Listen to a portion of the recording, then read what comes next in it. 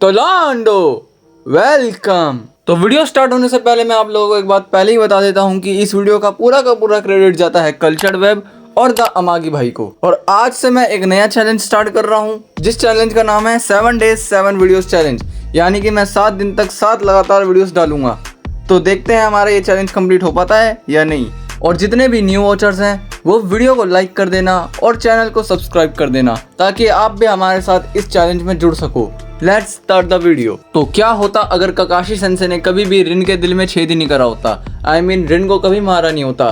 क्योंकि Naruto anime की काफ़ी सारे इंसिडेंट रिन के मरने के बाद ही चालू हुए थे, जैसे ओबिटो का इविल हो जाना, मिनातो और कुशिना की डेथ, और यहाँ तक कि अकात्सुकी का स्टार्ट होना भी सिर्फ और सिर्फ रिन के मरने की वजह से ही चालू हुआ था। और अगर रिन नहीं मरती तो ये सारे इंसिडेंट नहीं होता और कहानी कैसे जाती, आज की वीडियो में हम लोग यही जानने वाले हैं। तो वीडियो को एंड तक जरूर देखना, क्योंकि इस वीडियो में काफी ज्यादा मजा आने वाला है। तो रिन की डेथ का सबसे बड़ा नतीजा था ओबितो का इविल बन जाना, क्योंकि रिन के डेथ के बाद ही ओबितो इविल बना था और उसने मदारा उचिहा के साथ ट्रेनिंग स्टार्ट करी थी, और उसके बाद उसने पूरे के पूरे विलेज में तबाही मचा दी थी। और अगर रिन नहीं मरी होती और ना ही ओबितो इविल होता तो काफ़ी सारी चीज़ें काफ़ी ज़्यादा अलग तरीके से होती, जैसे मिनातो और कुशिना कभी मरते ही नहीं और कुरामा कभी नारुतो को मिलता ही नहीं। मरने से पहले मदारा ने प्लान बनाया था कि वो ओबितो की मदद से रिवाइव होएगा, और उसने मैनिपुलेट करने की कोशिश करी थी ओबितो को ज़ेत्सु की मदद से। लेकिन ओबितो ठहरा नॉर्मल बंदा, उसको सिर्फ अपनी ज़िंदगी जीनी थी, इसलिए वो वहाँ से भाग जाता है। लेकिन आगे जाके काफ़ी ज़्यादा दिक्कतें हो जाती हैं, क्योंकि ओबितो अपनी आंखों से देखता है कि उसका बेस्ट फ्रेंड ककाशी रिन, जिससे वो इतना ज़्यादा प्यार करता है, उसके दिल में छेद कर चुका है। जिसको देखने के बाद ओबितो अंदर तक टूट गया था और वो मदारा उचिहा के पास वापस गया था। लेकिन अगर रिन कभी मरती ही नहीं तो ओबितो कभी मदारा के पास वापस जाता ही नहीं, और काफ़ी सारी चीज़ें काफ़ी ज़्यादा अलग तरीके से होती। तो स्टार्टिंग से देखते हैं। तो जैसा कि तुम सबको पता है कि ओबितो, रिन और ककाशी तीनों के तीनों एक ही टीम में आते थे मिनातो के साथ, टीम 7 के अंदर। और इन लोगों की टीम काफ़ी ज़्यादा सिमिलर थी नारुतो की टीम की तरह। और ककाशी का अलग ट्रॉमा था उसके फादर को लेकर, और ककाशी काफ़ी ज़्यादा हद तक सास्के की तरह ही था। एंड ओबितो था नारुतो की तरह, क्योंकि उसका सपना भी होकागे बनने का ही था और वो ज़्यादा स्मार्ट भी नहीं था। एंड रिन भी काफ़ी ज़्यादा सिमिलर थी साकुरा के। ऐसा तुम सबको पता ही है कि साकुरा को क्रश था सास्के पे और नारुतो को क्रश था साकुरा पे। वैसे ही सेम टू सेम रिन को क्रश था ककाशी पे और ओबितो को क्रश था रिन पे। और रिन भी मेडिकल निंजा ही थी, बिल्कुल साकुरा की तरह। एंड क्योंकि ककाशी सेंसे बिल्कुल सास्के की तरह स्मार्ट थे, तो वो बहुत ज़्यादा जल्दी ही चूनिन बन गए थे। और 3rd ग्रेड निंजा वॉर आते आते ककाशी सेंसे ऑलरेडी जोनिन बन चुके थे। अब वैसे ककाशी सेंसे को जोनिन नहीं बनना चाहिए था, लेकिन उस समय विलेज के हालात ही कुछ ऐसे थे कि उनको ना चाहते हुए भी जोनिन बनना पड़ा। अब मैं तुम्हें समझाता हूँ कैसे। क्योंकि उस टाइम पे 3rd ग्रेड निंजा वॉर चल रही थी, इसलिए विलेज को काफ़ी सारे शिनोबीज की जरूरत थी। इसलिए हिरोजेन, डांजो और बाकी विलेज के एल्डर्स ने मिलकर डिसाइड करा था कि वो जितने भी निंजा है उनका प्रमोशन कर देंगे। इसी वजह से ककाशी सेंसे इतनी जल्दी जोनिन बन गए थे। बाकी बेशक ककाशी सेंसे स्मार्ट भी थे, लेकिन ये एक और रीज़न था उनका जोनिन बनने का। और दूसरी तरफ ओबिटो की लाइफ के अलग अलग लगे पड़े थे। जिस टाइम पे ककाशी सेंसे जोनिन बन चुके थे, उस टाइम पे ओबिटो तब भी ज्ञानी नहीं था। और ओबिटो की पसंदीदा औरत रिन, वो भी ककाशी सेंसे को ही प्यार करती थी। मतलब ओबिटो भाई की लाइफ में अलग ही डिप्रेशन चल रहा था, बिल्कुल हमारी तरह ही। और इतना ही नहीं, ककाशी सेंसे ओबिटो को अपना राइवल भी नहीं मानते थे, वो माइट गाय को अपना राइवल मानते थे। और इतना सब कुछ होने के बाद भी ओबिटो ने ककाशी सेंसे को कभी भी हेट नहीं करा। उसने हमेशा ककाशी सेंसे को अपना राइवल माना है। 3rd ग्रेड निंजा वॉर के टाइम पे भी सब कुछ ऐसे ही बढ़िया तरीके से जा रहा था। ज़्यादातर ककाशी सेंसे टीम को लीड करते थे और मिनातो अकेले जाके ही बाकी सारे निंजास को आराम से हरा देता था। बट एक दिन टीम 7 को मिशन मिलता है कनामी विलेज को डिस्ट्रॉय करने का, क्योंकि उनको सूत्रों से पता चला था कि क्लाउड विलेज के जो निंजा हैं उनके ऊपर अटैक करने वाले हैं। इसलिए मिनातो सेंसे ककाशी सेंसे को टीम का लीडर बना के बाकी के निंजास को हराने के लिए चले जाते हैं। और उसी टाइम पे ही बाकी क्लाउड विलेज के निंजा रिन को कैप्चर कर लेते हैं। और ओबितो ऑब्वियसली जाना चाहता था रिन को बचाने के लिए, लेकिन ककाशी मना कर देता है। अब एक्चुअली इसके पीछे काफ़ी ज़्यादा सैड रीज़न है, क्योंकि एक बार ककाशी के फादर साकुमो हटाके ने भी एक मिशन को साइड करके अपने कॉन्ग्रेड की जान बचाई थी।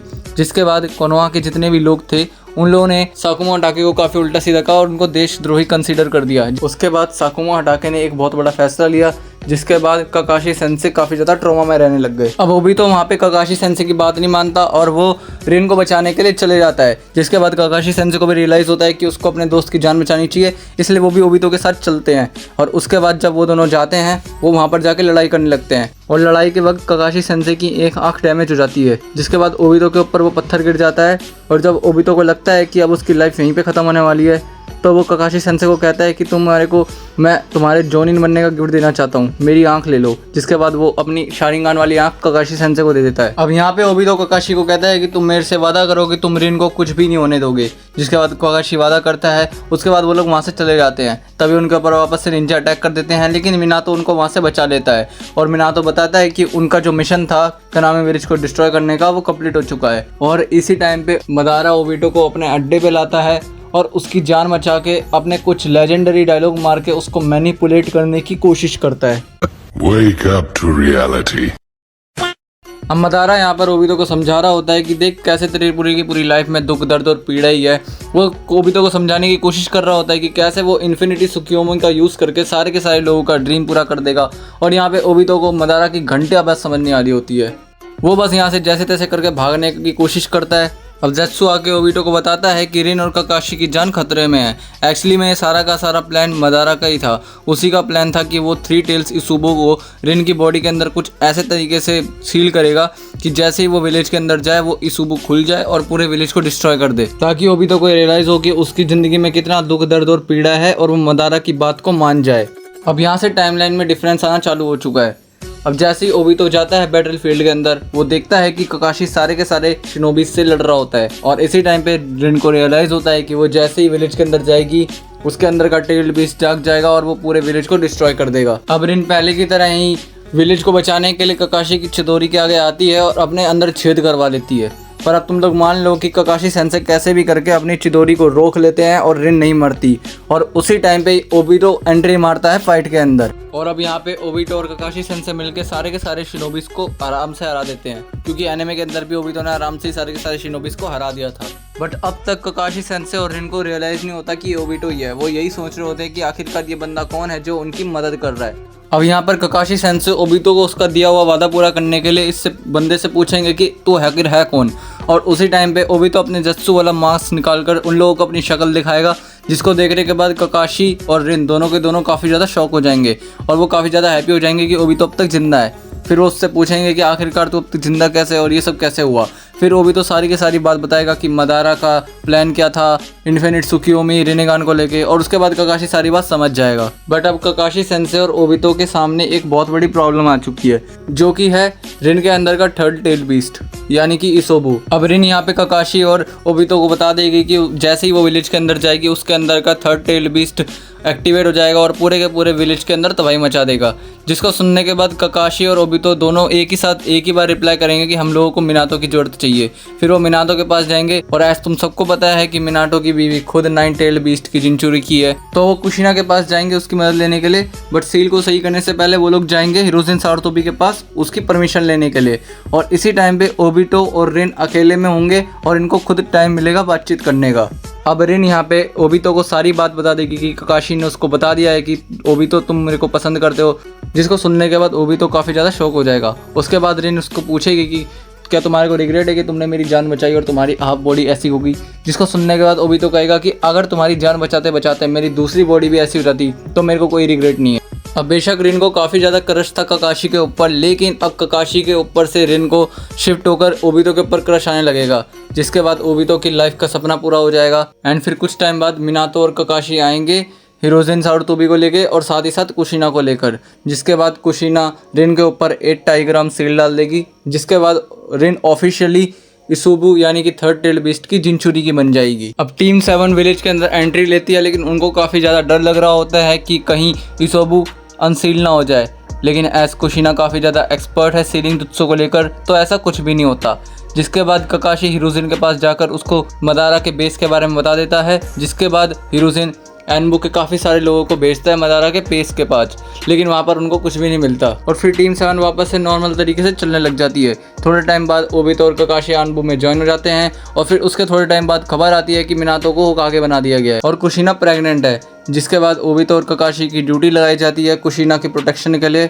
और उसी वक्त जब नारुतो पैदा होने वाला था वहाँ पर ओबितो की जगह अटैक करता है ब्लैक ज़ेत्सु। ब्लैक ज़ेत्सु काफ़ी इजीली ब्लैक एनबू के काफ़ी सारे मेंबर्स को हरा देता है, लेकिन ककाशी और ओबितो इतने ज़्यादा पावरफुल थे कि वो ब्लैक ज़ेत्सु को हरा सकते थे, तो वो ब्लैक ज़ेत्सु को हराने के लिए जाते हैं। लेकिन ब्लैक ज़ेत्सु ओबितो को वार्न करता है कि देख भाई रिन भी खतरे में है। और अब यहाँ पे ओबितो के पास दो चॉइसेस थी, या तो वो यहाँ पे रह के कुशिना की जान बचाए या फिर वो वहाँ पर जाके रिन की जान बचाए। अब यहाँ पे ब्लैक ज़ेत्सु नारुतो को मिनातो को दे देता है और कुशिना को वहाँ से लेके भग जाता है, जिसको देखने के बाद ओबितो काफ़ी ज़्यादा शौक में होता है। लेकिन मिनातो ओबितो को कहता है कि तू जा और रिन को बचा, बाकी मैं देख लूँगा। इसलिए ओबितो और ककाशी रिन के पास जाते हैं भागकर, लेकिन वो देखते हैं कि वहाँ पर काफ़ी सारे वाइट ज़ेत्सु हैं। और अब ककाशी और ओबितो इतने पावरफुल तो थे कि वो वाइट ज़ेत्सु को आराम से हरा दे, इसलिए वो दोनों मिलकर बहुत ही आराम से वाइट ज़ेत्सु को हरा देते हैं। लेकिन तभी ककाशी और ओबितो को आवाज़ सुनाई देती है गुर्राने की, और वो गुर्राने की आवाज़ होती है नाइन टेल्स की, जिसको देखने के बाद ओबितो और ककाशी काफ़ी ज़्यादा शॉक होते हैं। लेकिन ओबितो कहता है कि ककाशी तू रिन को संभाल, मैं जाता हूँ नाइन टेल्स को देखने। पहले तो ककाशी मना करता है, लेकिन वो बाद में समझ जाता है कि सबसे ज़्यादा पावरफुल यहाँ पर ओबितो ही है नाइन टेल्स को रोकने के लिए।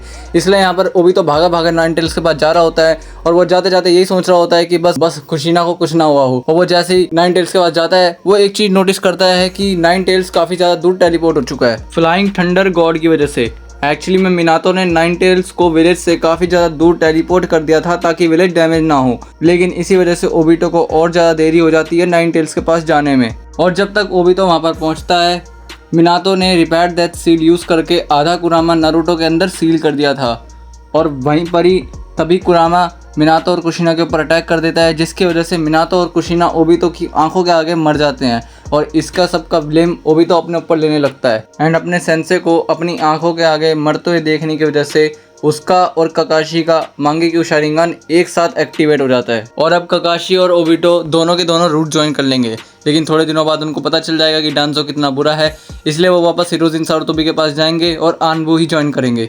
फिर वो ओरोचिमारू के पास जाएंगे और उनको पता चलेगा कि ओरोचिमारू कितना गंदा है, वो कैसे लोगों के ऊपर एक्सपेरिमेंट करता है।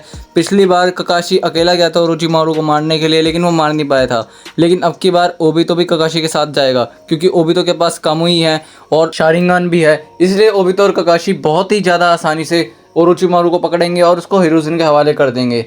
और फिर उसके बाद ककाशी और ओबितो दोनों मिलकर आनबू को ही कंटिन्यू करेंगे। उसके बाद उनको इताची और यामाटो भी ज्वाइन कर लेंगे। उसके बाद ककाशी, ओबितो, यामाटो और इताची एक बहुत ज़्यादा अच्छी तरीके से दोस्त बन जाएंगे। पर ये सब ज़्यादा दिन नहीं चलेगा, क्योंकि दांजो को चाहिए थी शिशुई की आँख, और वो शिशुई की आँख निकाल लेगा और उसको पॉइजन कर देगा, जैसे कि रियल सीरीज में हुआ था। और इसके बाद शिशुई इताची के आगे पानी में कूद जाएगा, जिसके कारण इताची का मांगेक्यू शारिंगन एक्टिवेट हो जाएगा। और इस बार भी दांजो इताची को मान लेगा कि उचिया गलत है, और वो उन लोगों को मरवाने के लिए मान जाएगा, और फिर होगा उचिया मैसेकर। लेकिन ओरिजिनल सीरीज में ओबितो ने इताची की मदद करी थी और हाफ उचिया क्लैन को ख़त्म करा था, लेकिन अब की बार इताची अकेला ही होता है, इसलिए वो अकेला आधा क्लैन ही मिटा पाएगा, और उनको मारते मारते इताची खुद भी मर जाएगा। और अब जो उचिया क्लैन कोनोहा के ऊपर अटैक करने वाला था, अब उनको और ज़्यादा स्ट्रॉन्ग रीज़न मिल जाएगा कोनोहा के ऊपर अटैक करने के लिए। उचिया क्लैंस के बचे कुछ लोग फाइट करेंगे आनबू के अगेंस्ट, और क्योंकि आनबू के अंदर ककाशी और ओबितो दोनों हैं,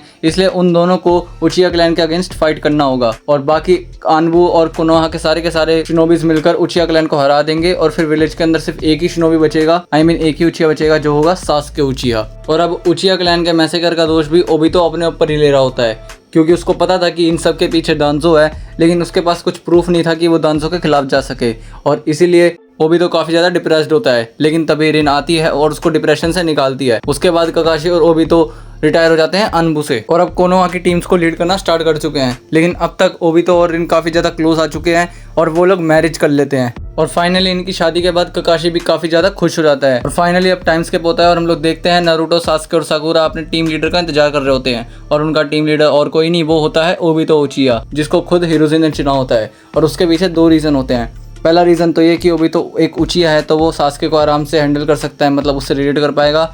और दूसरा रीज़न ये है कि उसके पास वुड रिलीज है, जिसकी वजह से वो नारुतो को कंट्रोल कर सकेगा। इसके बाद सब कुछ एकदम नॉर्मल जाने लगता है, और पूरी की पूरी टीम 7 ओबितो के साथ काफ़ी ज़्यादा खुश होती है। सब कुछ एकदम नॉर्मल नारुतो की सीरीज की तरह ही जा रहा होता है। बस फर्क इतना होता है कि अब की बार ओरोचिमारू अटैक करने के लिए होता नहीं है, इसलिए हिरोजिन भी जिंदा बच जाता है। और बाद में इताची और सास्के चुनिन एग्जाम पास कर लेते हैं, और क्योंकि अब इताची भी नहीं होता, इसलिए सास्के विलेज छोड़कर नहीं जाता है। और फिर सब कुछ नारुतो की ओरिजिनल सीरीज की तरह ही कंटिन्यू होगा। बस फर्क इतना होगा कि उस टाइम पे सास्के और ओबितो भी होंगे नारुतो की हेल्प करने के लिए। फिर वहाँ पर पेन आएगा और वो अटैक भी करेगा विलेज के ऊपर, लेकिन ककाशी और ओबिटो दोनों मिलकर उसको संभाल लेंगे और फिर नारुतो अपना बेस्ट जुत्सु टॉक नो जुत्सु यूज़ करेगा नागाटो के ऊपर, जिसकी वजह से वो सारे के सारे विलेज वासियों को वापस से रिवाइव करवा लेगा। और फिर दांजो कुछ ना कुछ प्लान बनाकर जैसे ना तैसे कर विलेज वालों को भड़काएगा और बोलेगा कि हिरोजिन और सारुतो भी बिल्कुल भी एक अच्छा होकागे नहीं है, इसके होते होते विलेज बर्बाद ही होगा और फिर वो खुद 5th होकागे बन जाएगा।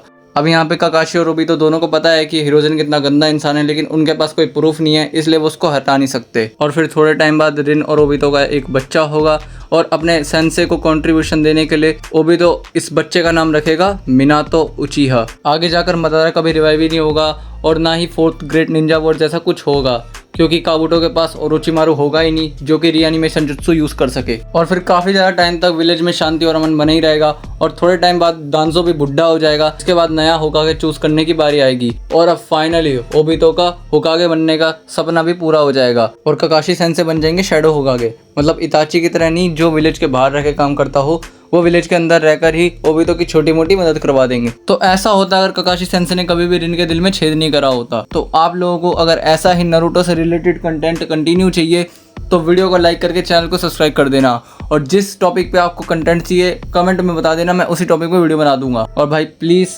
बहुत मेहनत लगती है इस वीडियो को बनने में, कृपया कर आप सब्सक्राइब और लाइक तो कर दिया करो। अगर कुछ ना हो तो कमेंट ही कर दिया करो या फिर वीडियो पूरी देख लिया करो, बहुत ज़्यादा मोटिवेशन मिलती है अगर आप ये सब कुछ करते हो। तो ये वाली वीडियो बस यहीं तक थी, मैं मिलूंगा आप लोगों से नेक्स्ट वीडियो के अंदर, तब तक के लिए